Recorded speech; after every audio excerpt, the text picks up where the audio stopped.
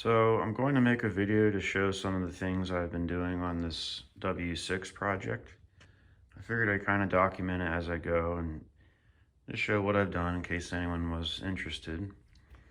So I have already changed the spark plugs, plug wires. The cap was all full of mud daubers and the connections were pretty rough, so I changed that. I'd also changed the top cap on top of the magneto. It was cracked. Next I decided to work on this alternator. It wasn't bad, I mean it works fine, but there was a broken bolt here, so I was able to get that out. And whoever did this last used the old generator bracket. I just cut this off to make it a little cleaner. I kind of just reworked this top bracket. I know it's not perfect, but everything is in line pretty nicely. Also, these headlights, I wanted to get this front nose cone off just to kind of take a peek back in there. And all these bolts were in pretty bad condition. Someone broke all the nuts off. There's supposed to be like a nut spot welded on the back of the front grille. So those all naturally were broken off. So I had to take this all apart, just go through it. I also took apart the headlights and went through them. I accidentally dropped the one and broke the glass. But luckily, I went to an auction one time where I bought all kinds of parts for headlights. So I was able to fix most of this and I didn't even have to buy anything. The wiring for this was kind of goofy. So I found in my stash, I had an old headlight wiring harness for a Super C. So I just kind of hooked that into the existing wiring harness. Now in the future, I want to go through and do a lot of wiring work on this, but for now, at least that portion is taken care of. The valve cover gasket was leaking pretty bad, so I've since taken the valve cover off and cleaned it, and I did put on a new gasket. I like to use a little gasket maker on the bottom side of the gasket, and I'll leave the top dry. That way, if you need to take the cover off again, you can do so without messing up the gasket. And while this was off, I obviously went through and checked the valve clearance. Most of them were pretty good, but there was one or two that were kind of tight. So I adjusted those and everything seems pretty good now. All right, here's the oil pan removed. And this is one reason I like to remove the oil pan on everything I buy. You can drain the oil all you want, but you'll never get that kind of stuff out of the oil pan unless you just pull the pan off. It's always good to just take it off and clean it out, in my opinion. And the other interesting thing, this tractor had this weird grease fitting looking thing in the oil pan. I took that off.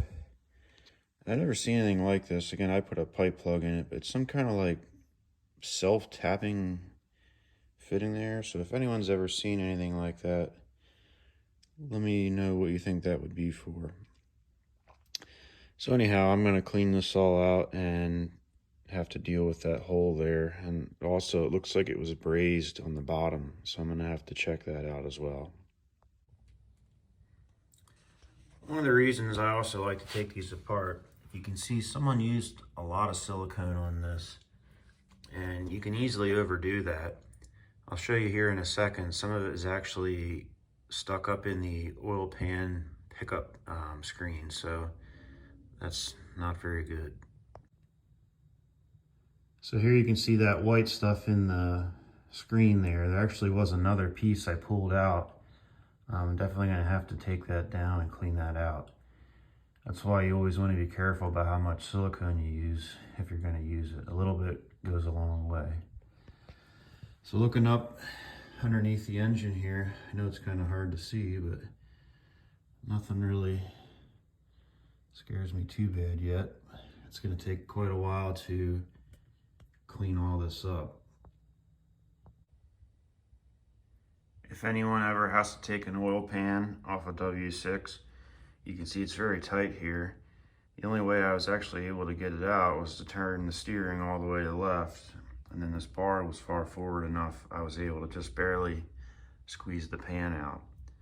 It's going to be a little interesting getting it back up there with a new gasket, but that'll happen in the future. All right, so now on the left side of the tractor, you can see I removed the exhaust manifold. Main reason I wanted to do that was this left front stud was broken off at some point.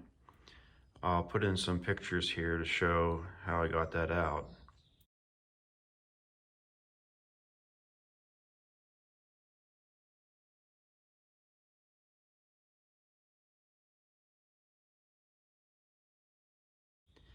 I ended up just drilling it out. I was afraid of welding a nut to it. I've done that with success quite a few times, but I thought if I couldn't get it out, that would just make the remains of the stud hard, and then I really couldn't drill it out. So luckily I was able to drill it right out, and I actually had a stud already bought for this, so I got that in.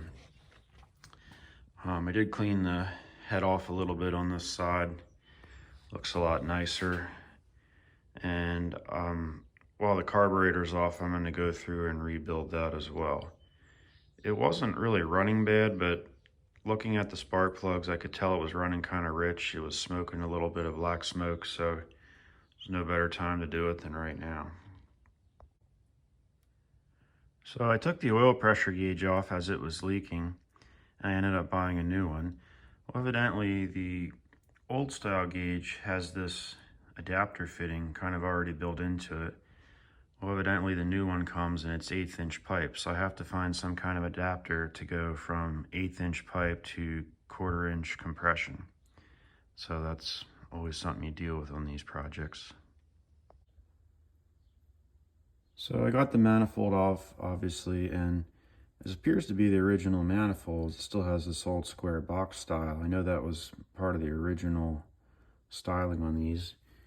And the pipe must have come loose at one point and someone welded it up. I'm going to see if I can clean that up a little bit, and then I'm going to give it a coat of high temperature paint. Kind of make it look a little nicer. Also, here's the carburetor. You can see it's complete. It's not really in too bad a condition appearance-wise, but I have the kit. I'm going to go through and rebuild it. Probably going to stick it in my ultrasonic cleaner and give it a swim in there for a while.